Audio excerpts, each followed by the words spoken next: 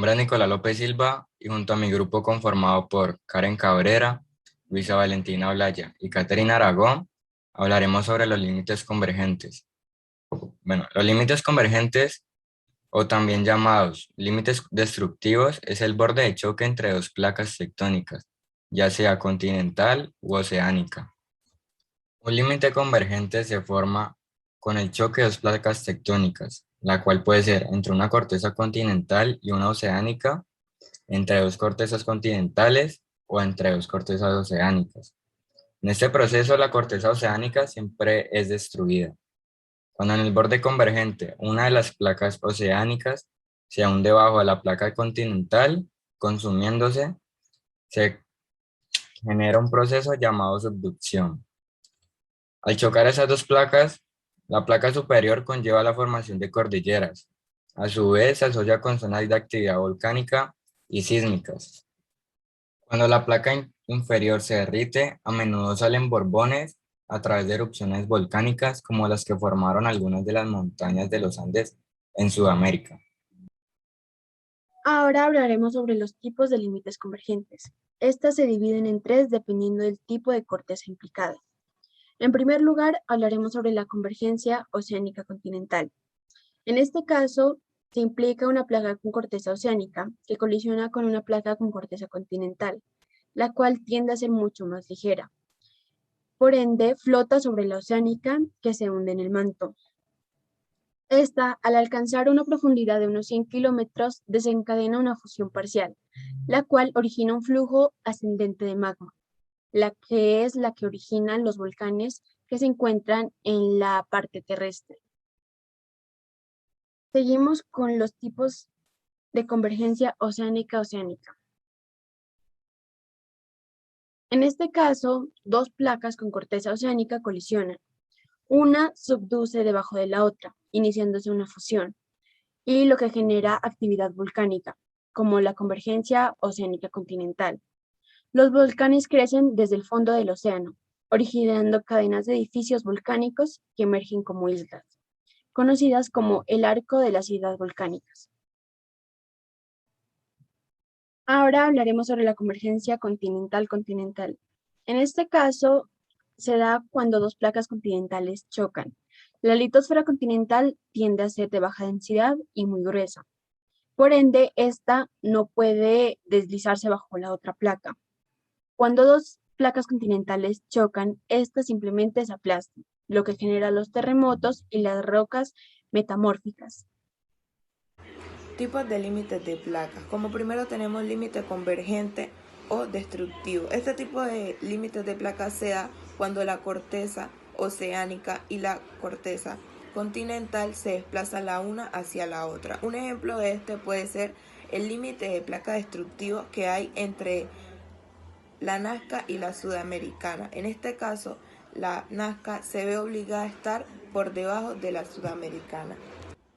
Límite de placas de colisión.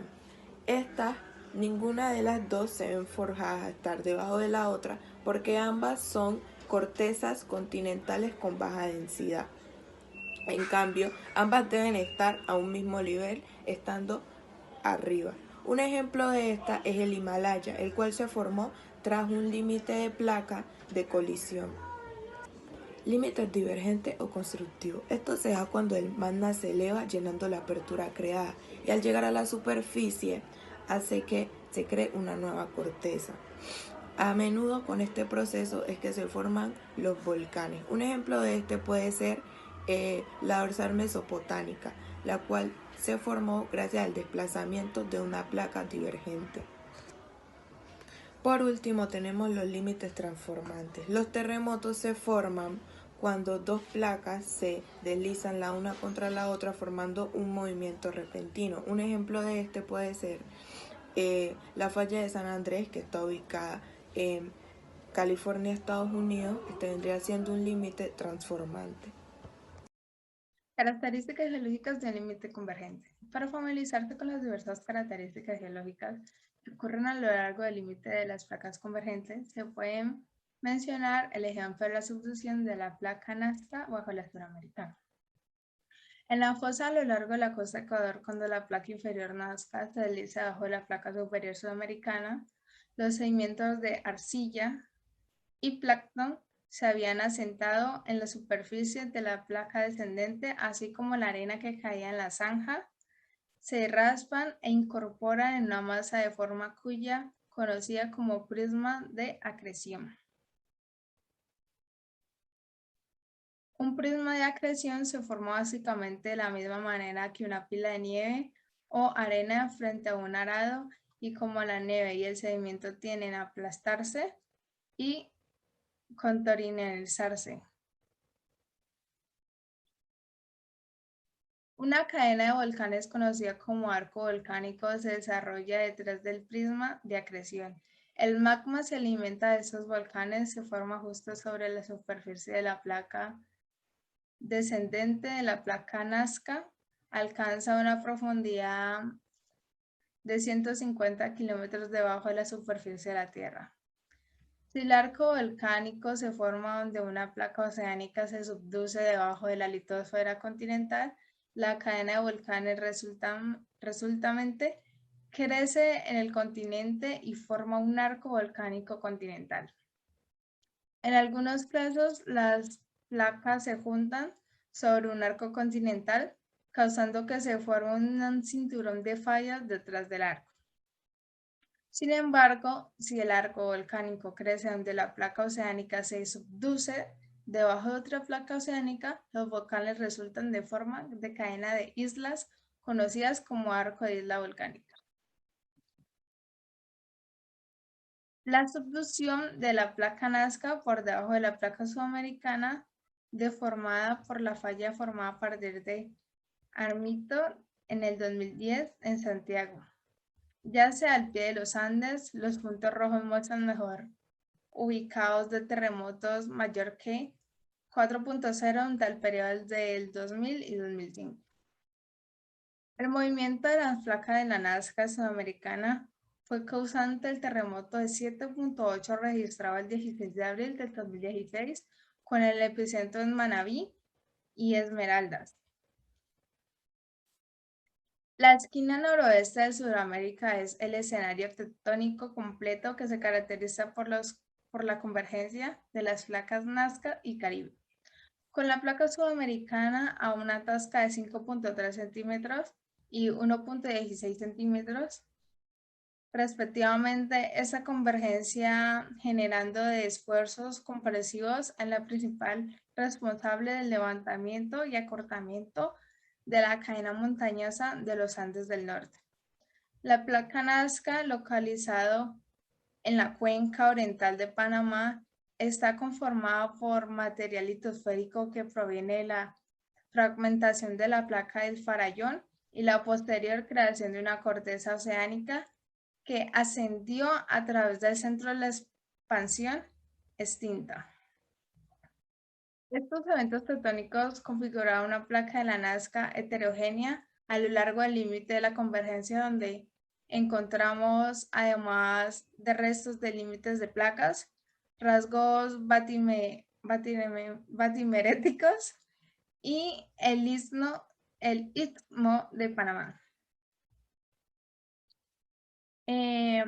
Encontramos variaciones en la presencia de un centro de expansión distinto.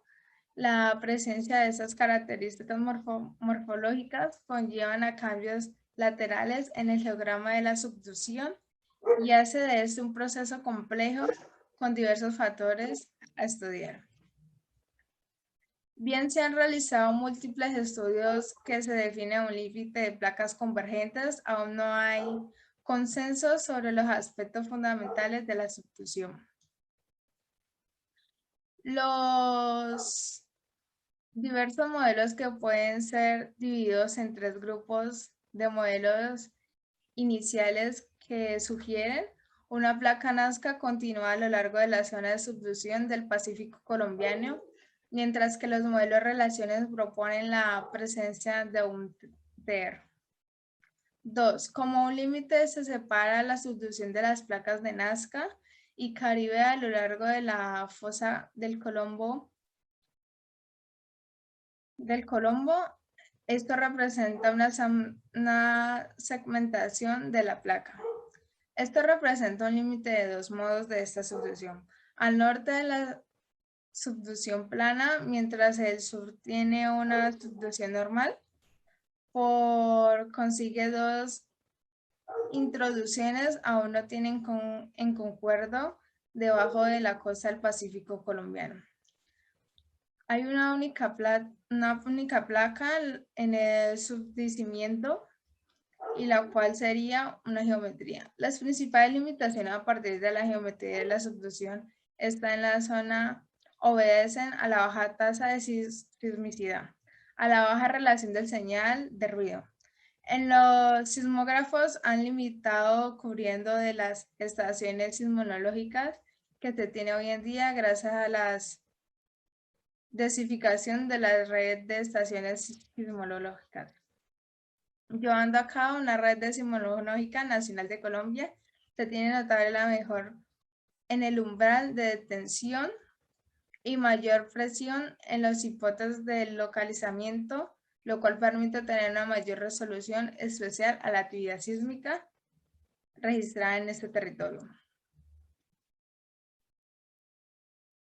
El objetivo de esta investigación consiste en extraer información de muy buena calidad y llevar a cabo la revisión de cuidados y aspectos fundamentales de localización de eventos, como el refinamiento de la sección de las fases a la construcción de un mínimo modelo de velocidades.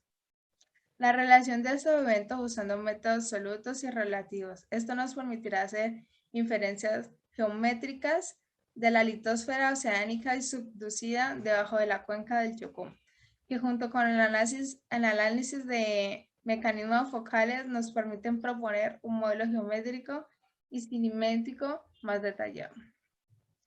La subducción de la placa Nazca frente a las costas sudamericanas zona forma parte llamado Cinturón de Fuego Pacífico. Ha provocado esas áreas que sea alternamente sísmica y volcánica. Cabe destacar que el gran terremoto de Valdivia en 1960, cuya magnitud fue de 9.5, ha sido la más fuerte del movimiento telúrico medio con los instrumentos en la historia de la humanidad, con lo cual se ha estudiado en la zona sur de Chile y se descubrió microplaca llamada placa Chiloé que se extiende desde la península de Arauco por el norte hasta la península de Taitao. En la consecuencia de las placas sudamericana y Nazca y Antártica. La placa Chiloé es una microplanta tectónica que al borde de la sudoccidental de la placa sudamericana, cuando se encuentra con las placas de la Nazca y Antártica, los límites de la microplaca están determinados por la falla de Liquiñones de Ofiqui en la cordillera de los Andes y la falla de la Alenue en el norte. Los movimientos de esta placa han producido un relieve de la región de la Araucanía, afectando el macizo de la cordillera de la Neulbuta y la cordón de los cerros de Ñuelupil, además del alineamiento de los volcanes de Villarrica, Puertapillán y Lanín, paralela a la falla de Mocha, Villarrica y los cordones montañosos de los volcanes de Tujuaca, la Quimbay, la Niná y la Zulipuyí, siendo algunos de estos volcanes los más activos de Chile y América del Sur.